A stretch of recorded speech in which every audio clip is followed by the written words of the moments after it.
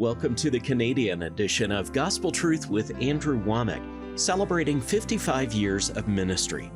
Andrew, I want to personally say thank you for what you have been able to do for us in your adamant pursuit of the Word, and how you have not wavered, you've not gotten into the grandstands, and you have delivered that to us. I might be one voice, but I represent millions and millions of changed lives. And now, here's Andrew. Welcome to our Friday's broadcast of the Gospel Truth. This week I started teaching about 10 godly leadership essentials. And I wrote a little booklet on this. This is just a brief summary, but I've been writing a lot of these things lately, knowing that not everybody is going to read the full deal. And so this is just a real brief thing. You can sit down and read this in less than an hour, and it'll give you a summary of it. And this is my free gift to you. There's no charge to it. If you'll contact us, we will send this to you. We have this same teaching taken from our Summer Family Bible Conference, and you can get the live teaching either in CD, DVD, or a USB that will have both a CD and DVD on it.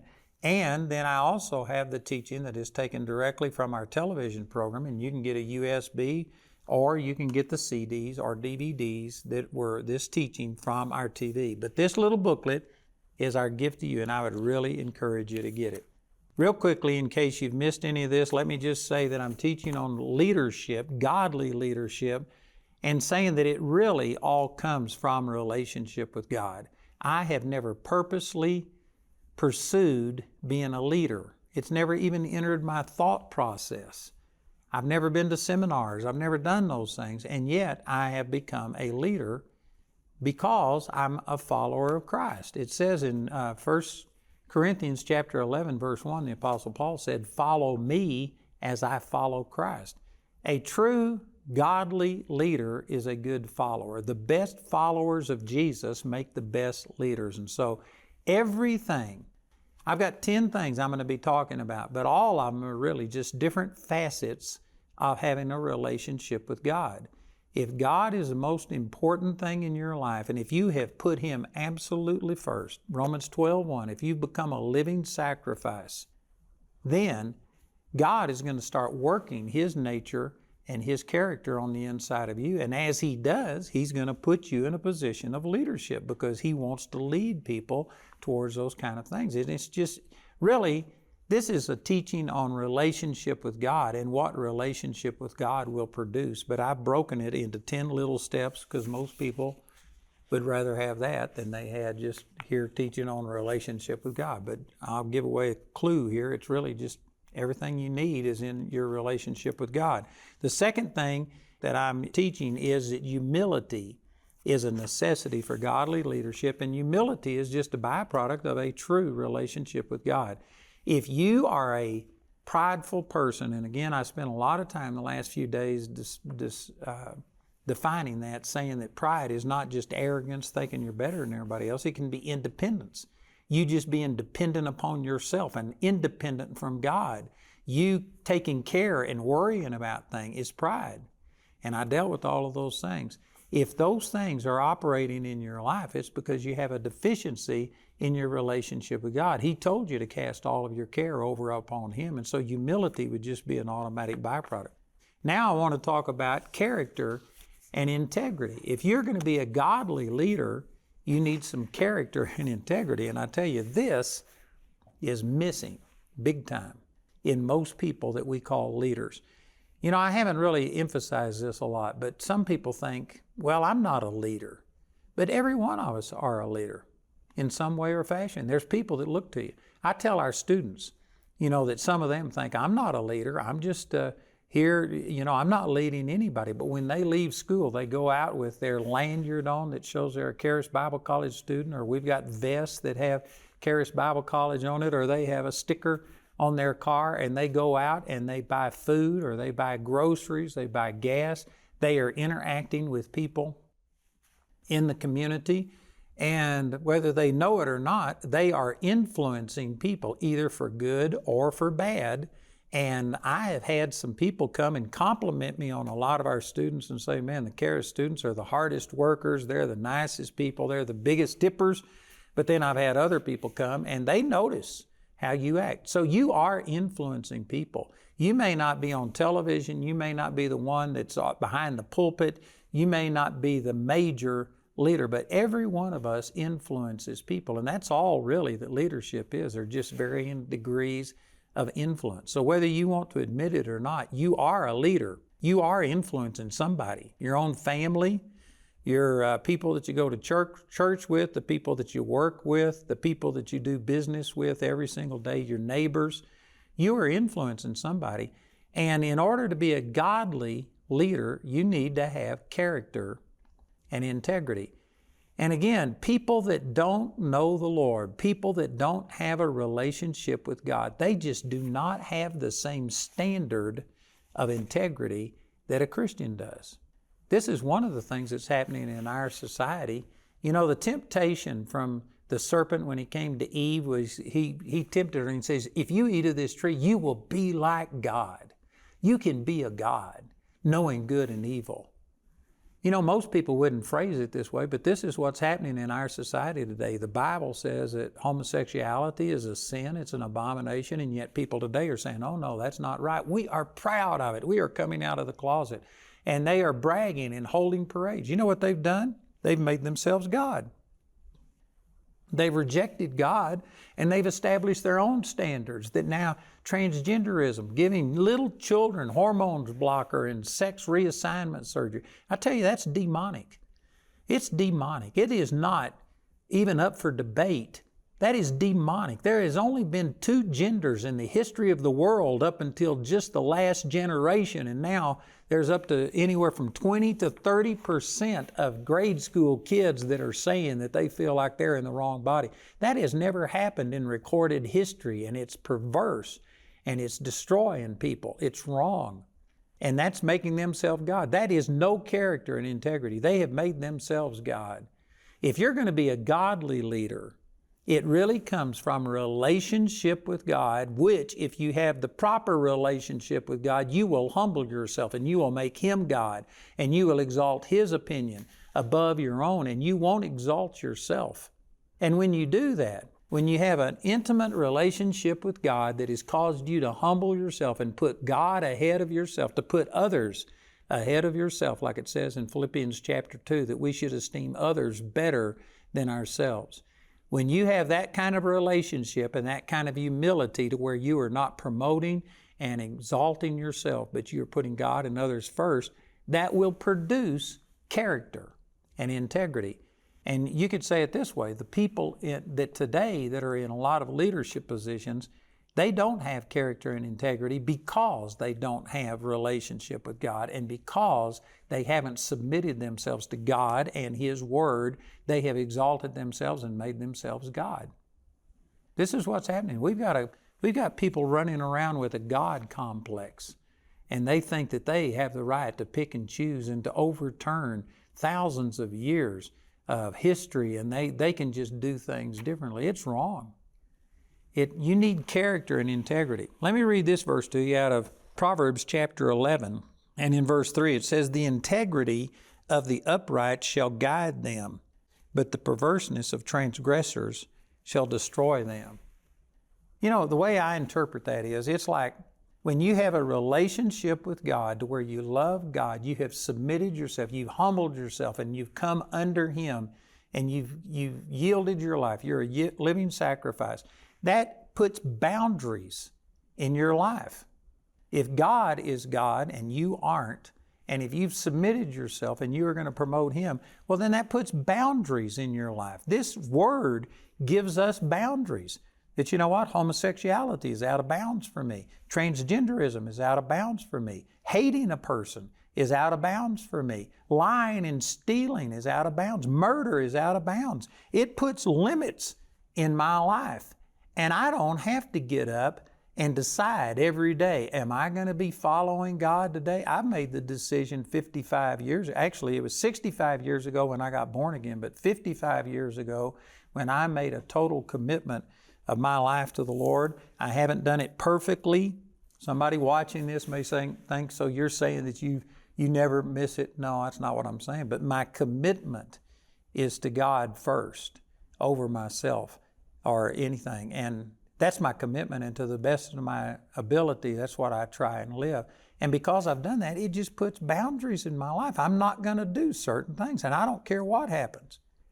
Most people, I don't think that, let me say it this way, I don't think that any Christian just gets up in the morning and thinks that today I'm going to commit adultery. Today I'm going to lie. I'm going to steal. I'm going to reject my faith in the Lord. I don't think any Christian gets up and plans on that happening. But see, if they don't have character, if they don't have these boundaries in their life, well, then it just depends on what happens. It just depends on whether they get put into a situation where they compromise their faith, because maybe they're going to be fired from their job if they don't adopt something or lie about their product, or, do something that they're under pressure to do. I had a guy come to me about the COVID vaccinations, and he was a male nurse, and he says, what am I going to do? They're telling me that I'll be fired if I don't take the vaccine. And I said, well, do you want to take the vaccine? Have you prayed about it? And he said, yeah.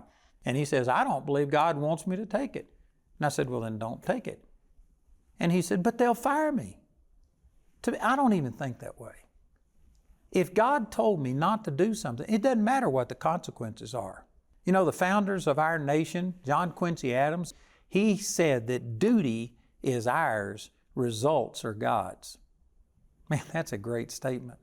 If you are truly in love with God more than you are yourself, which is humility, and you put God and what He wants you to do ahead of everything else, it will put boundaries like this, your integrity. You've just made a commitment to God. And if God told you not to take the vaccine, well, then you don't take it. And if they fire you, well, then let them fire you. It doesn't matter. But see, most people, it just depends on what the consequences are.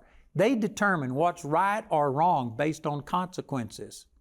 I saw this in Vietnam because there was a man that I grew up with. We weren't close friends, but we were in school together, went to church together. We had known each other our whole life.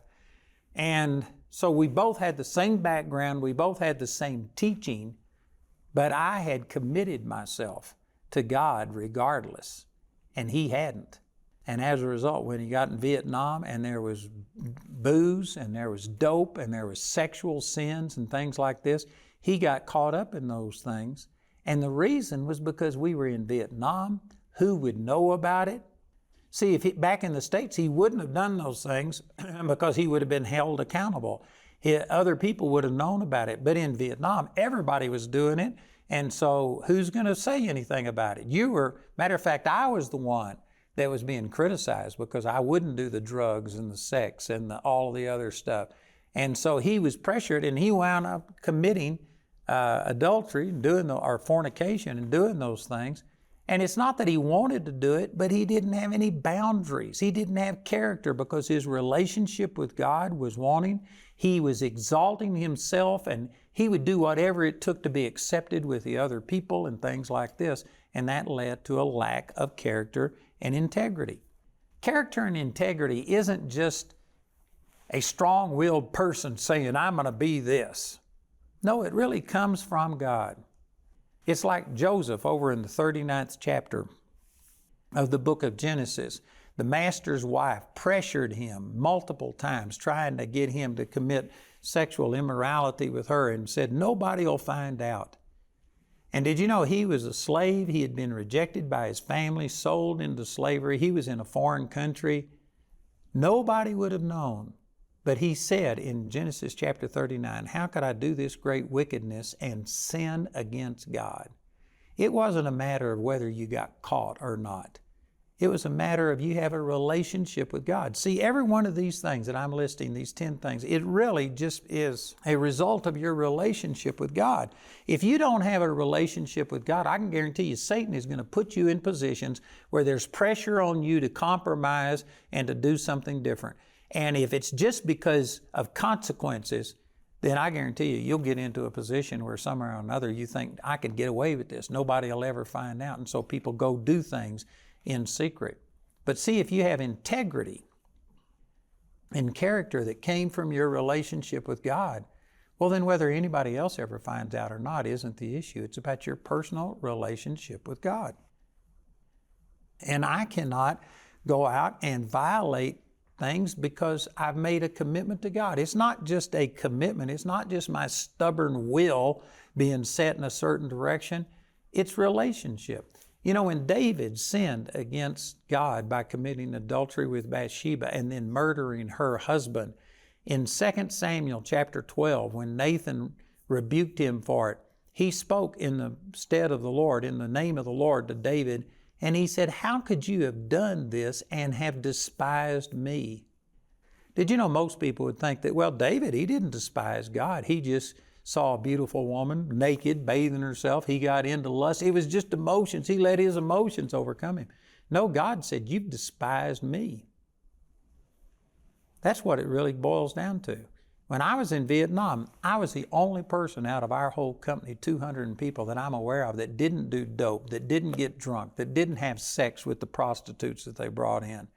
And I guarantee you the pressure, the draw was there. People were ridiculing me, and there was a draw to go do what they did. But the thing that kept me and provided boundaries in my life, character and integrity, was my personal relationship with God. Whether everybody else did it, whether anybody back in the States ever found out about it, it didn't matter. I had a relationship with God. And this is what so many people are missing. You know, I was just in Washington, D.C. yesterday. And I tell you what, it's a different culture. We landed in an airport, and it was a private airport, and there was 160 private jets parked at this place. They had so many parked that you couldn't get a jet out without moving 2 or 3 other jets to get to them. There was just money. There was billions of dollars worth of planes there because these people are just all of the powerful, and they've got all of these things. And I guarantee you there's people that would sell their soul to the devil, that have sold their soul to the devil to be able to get that kind of an influence and that kind of prosperity and stuff. And I guarantee you they have compromised. The only thing they're committed to is themselves, and they will lie. You know, that we just had the Durham report come out, and it shows that, oh man, I'm not trying to make enemies, but Barack Obama said that he guaranteed that nothing was happening, that they had not weaponized the FBI or the DOJ, and he swore that that was true. Now there's things that have come out that proves that he was aware of everything the FBI and the DOJ was doing, and they just lied. Biden has lied. There are people that, you know, they've come up with a test for politicians to see if they're telling the truth. You look them straight in the face, and if their mouth is moving, then they're lying. That's just about the way that it is. And that is not character and integrity. And you know why they do that? Because they can get by with it. Because most people are gullible. Most people will just take things at face value, and they're counting on that. But a person that has a relationship with God that has produced a humility to where God is first, and you're going to exalt God above yourself, well, then a person like that, it's just like this verse says, that the integrity of the upright shall guide them. It's like when you go bowling, if you've ever seen any of these young people that, you know, don't bowl very well, they put those little bumpers up, and it just keeps the ball in the lane, even though it heads towards the gutter. In a sense, this is what character and integrity does for you. When you have a relationship that has produced humility and you are committed to God and His ways, it's like these bumper guards. It's boundaries, and it guides you and gives you an integrity. But people that don't have that, they don't mean to go rebel against the Lord. It's just they don't have any restrictions in their life. It just depends which way the wind is blowing that day. They're like water. They just seek the lowest level, and they just follow whichever way is the path of least resistance. That's not character. That's not integrity. If you're one of those that's always got your finger up in the air trying to discern which way public opinion is blowing, and you're just going to do whatever is convenient, let me just say that you do not need to be a leader. Now, there are plenty of leaders. Matter of fact, there are very few godly leaders, and the vast majority of our leaders, they have been corrupted by this. And even people that get started right, they get in there. But I've actually talked to some people that are in the government, and once you get elected, in order to be on a committee, in order to have any influence, in order for you to claim that you've done anything and run for re-election and get re-elected, you have to start compromising. and you have to start doing things. There was one politician, I'm not going to call his name, but a friend of mine helped elect him and got him elected, and he promised that he was going to be conservative and that he was going to vote a certain way. And when he got in, he flip-flopped and he started voting for abortion. He started doing things against what he promised. And this friend of mine who put his weight behind him and helped get him elected went to him and asked, "Why are you doing this? You broke your word to us." And he said, "You do not understand the pressure. Once you get to Washington and all of the things that go on," he says, "I don't want to do it, but I've got to do it. There's no option." Now, I believe there's always an option, but the point I'm making is, see, that his heart, he wanted to do what was right, but his character and integrity was based on getting elected again, making it to a certain place. And that's not the way it should be. It says in Psalms chapter 36, verse 1, it says, "The transgression of the wicked says within my heart, there is no fear of God before His eyes." And people who compromise like that and violate what God told them to do, it's because they fear men more than they fear God. Another way of saying that is they are looking for relationship and honor from men more than they're looking for honor from God. It all goes back to relationship. So this character and integrity, I believe that probably the majority of you watching this program would agree that yes, a godly leader needs to have character and integrity, and they won't compromise and they won't violate it. But you can't hold that if you don't honor God more than you honor people. If you don't want God's vote more than you want people's vote, you'll wind up doing whatever it takes to be reelected. And this is what's happening to people. And it all comes back to a lack of a relationship with the Lord. You know, we've got third-year programs in our Bible school that many people want to skip the first 2 years and go directly into these things, especially business. And we had some people say that, "Man, if you'd just allow us to skip the first 2 years, we want to come and get this business training because we got the best business training, I believe, in the nation." And people want to skip. But the reason I said no, you have to go through the first 2 years, is because if you don't have the relationship with God that our first 2 years of Bible school gives you, well then, even if you learn the business principles, even godly principles, you're going to compromise. And a great token of this is one of our graduates. His name is Samuel, and he's from Uganda. And we made him go through the first 2 years and then the third year business. He went back to Uganda and he entered a competition, and I forget the exact number, but it was over 90,000 people in Africa that competed for this grant to be able to do things. And his family, when he got back, they said, "If you will renounce Christianity and become Muslim, we'll give you all the money to start this farm and to do your business." And because he had been in those first 2 years, because he had a relationship with God, he refused.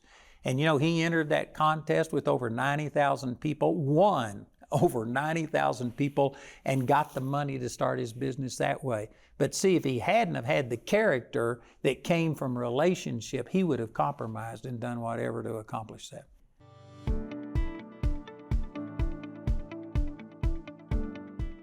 You know, I've been ministering on television now for 23 years, and we have the potential of over 5 billion people per day that can watch this program. Of course, not all of those people watch, but if you figured that just a small fraction of those watch, we still have millions of people that watch this program. I'm not sure that everybody agrees with it, but I know that there are many of you that have watched this program, that God has used my ministry to touch you and to bless you. And I'm just going to ask you straight out if you would consider becoming a partner with us. The Scripture says that if somebody sows spiritual things to you, that it's appropriate for you to sow back financial, physical things. And we are in the process of expanding our Charis Bible College. We now have over 1,100 students, but we had over 500 students register this last year who didn't show up. When we contacted them, they said they didn't have student housing. And so we are in the process of building student housing for 1,000 students. We're also going to accommodate them with a student activities center where they can have a 1,000-seat cafeteria, new classrooms and things like this. We're going to have an athletic center. We're going to turn this campus into something that will be just as good as any secular campus that people have. They shouldn't have to give up things to come and sit under the Word of God and learn about God. And it's going to cost a lot of money. So if you've been blessed by this ministry and you have never participated with us, I'd encourage you to go to our website. We've got information on the screen, and just become a partner with us. We have a partnership that we call Foundation Builders that is helping us build not only physical foundation for these buildings, but build foundations in people's lives that will go out from here and literally change the world. So check it out and become a partner with us today. Andrew is offering his brand new booklet, 10 Godly Leadership Essentials, as his free gift to you today. This booklet is limited to one free booklet per household and is available in the US, UK, Canada, and Australia. Contact us today to receive your free booklet. Andrew's brand new series, 10 Godly Leadership Essentials, is available in a CD and TV DVD album and as a USB made from our daily television broadcast. This teaching is also available in a CD and DVD album or USB recorded live at a ministry event. Each of these valuable resources is available when you contact us. This entire series is also available for audio download, absolutely free from our website. We also want to remind you of Andrew's Living Commentary software. The Living Commentary includes more than 50 years of Andrew's Bible study notes and personal encounters with God. Get Andrew's Living Commentary today for $135. Go to our website at awmc.ca and click on Today's TV Offer under the Store tab to see all the ways you can get these products. Or you can call the Andrew Wommack Ministries Canada helpline Monday through Friday from 9 a.m. to 5 p.m. Eastern Time at 647-348-2220 to order. I'd like to let all of you, our Canadian viewers, know that we have a Bible college in Toronto, and we would love to have you come and be a part of it. There's multiple ways you can take advantage, not only through the campus there in Toronto, but we have online courses, we have correspondence courses, just a number of ways. But we want to help you, and we're making it as available to you as we possibly can. So check it out. The information's on your screen, our Charis Bible College, Toronto. If Andrew's teachings are making a difference in your life, consider becoming a grace partner with Andrew Wommack Ministries Canada today.